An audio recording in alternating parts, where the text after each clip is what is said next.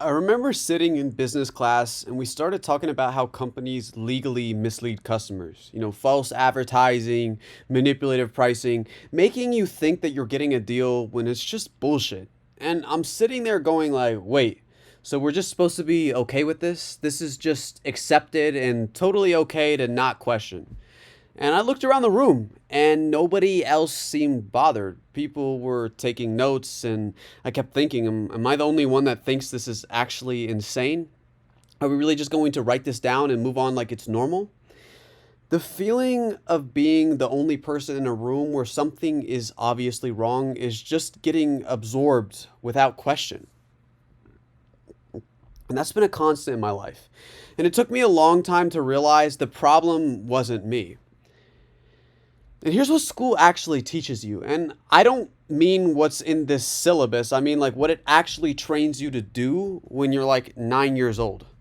We end up raising our hands before we speak. We produce an answer that the teacher wants, and that becomes a replacement for one that you actually think is right. And if you do that constantly for 12 years, if you're rewarded every time you comply and penalized every time you break the system, you don't come out the other side as a free thinker. You come out as someone who's really good at not questioning things. And we've effectively become robots. Fun fact: Rockefeller funded the American Education Board in the early 1900s and was pretty explicit about what he was trying to build.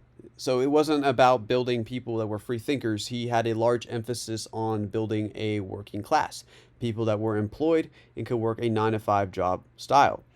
And this led to a lack of questioning, a lack of freedom of thought within the classroom because it was more organized about shifting people towards this prospective labor force. And it worked extremely well. Now, go ahead and walk into any civics class and ask whether we should raise the minimum wage.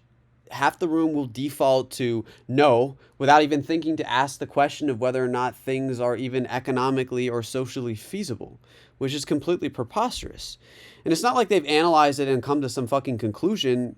It's just that change feels dangerous and they would rather go along with what is currently our system as opposed to thinking outside of it because that has no place in a classroom.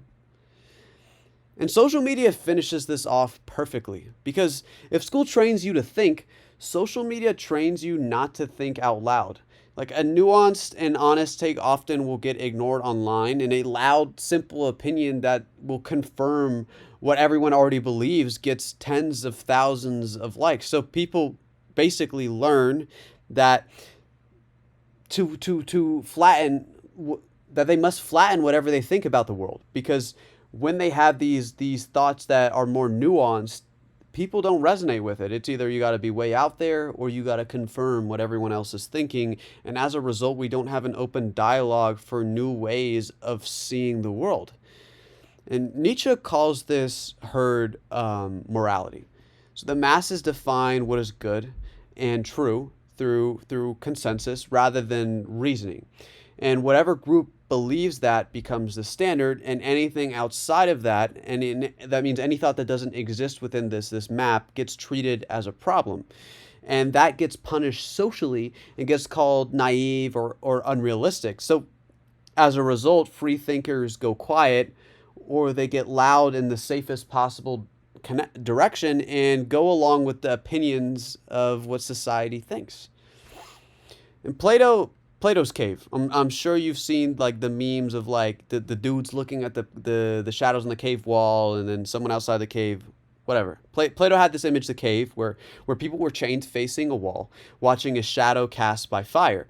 And behind them, thinking the shadows are a reality, they're sitting there because that's the only thing that they've ever seen. And once someone gets unchanged, turns around, sees that it's a fire and goes outside and sees the actual world, he comes back to tell everyone. And they think that he's crazy and they want to kill him.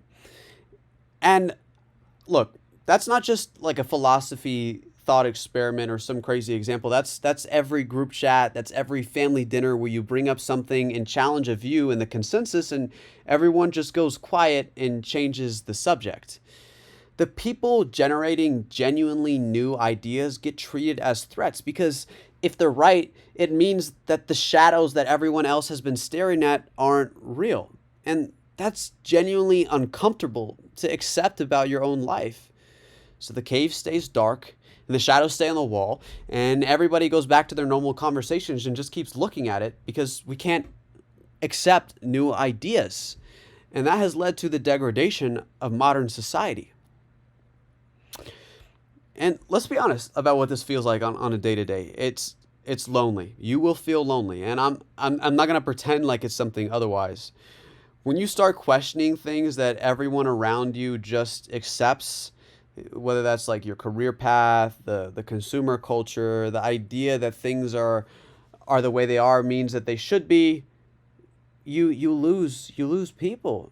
And it's not going to be so overt. It'll be gradual. And once you stop fitting into these certain conversations, you stop being able to go in certain rooms without feeling like you're watching something from the outside. And that is why I felt often as an outsider growing up, because especially as a teenager, when you have a lot of free thoughts, it's not acceptable because everyone is so obsessed with following the rules, because the ways that adults have imposed the system of order on us gets assigned with like righteousness or correctness. And for a while, it often will feel like something is generally wrong with you for being a free thinker. But, once you start finding other people who think the same way, and they are rare, but they do exist, one real conversation with someone who actually thinks about this is worth 100 conversations with people who are just agreeing with each other over this useless slop. And Nietzsche talks about this too, and he calls it the wanderer. And that's the person who has left the comfort of the herd and can't go back. And it's not that they're better than everyone, I think maybe a little bit. It's just that they've seen something that they can no longer unsee, and you can't go back to finding the shadows interesting once you've been outside of them. And while this is lonely, I wish someone had told me how empowering it is earlier. And that it's actually an advantage, because once you understand how the system works and you can see how it's designed to keep you compliant and consuming and not asking these wrong questions, you become genuinely harder to manipulate, and you start to see things like advertising for what it is. You start to see work culture as slavery. You start to see political ideologies as propaganda because you're no longer stuck in the way that media is fed to you. And you can see career pressure for what it is, and that allows you to have a more free social consensus about how you construct your path forward in life. And once you become more free mentally, you become more free practically. And that allows you to be able to navigate a world that wasn't built for you to actually understand the ways that it works. And what thinking costs you in the short term gives you value over a lifetime. That loneliness is real, but it's the price for admission for freedom and empowerment. And I'll say it, society is just not built for people who actually think. It never was. It's built for people who show up, who follow the script and consume what they're told to consume, and don't ask many questions because it's rude and seen as disrespectful. That's bogus, man. You're not a phony baloney, and I'm not either. And if you're the kind of person who can't do that, who sits in a room and just goes, wait, what are these people thinking? That's not a flaw. You should celebrate that character trait. That's you being awake while everyone else is sleeping. And yes, it'll be lonely sometimes, and there's really no way around it. But the alternative is going back into the cave, watching the shadows, and calling them real, which means that your life will waste away. And once you've been outside, you know that you can't go back. So keep pushing forward and don't be afraid. And find the free thinkers that empower you further, because your life can be what you want. But that requires you to be free.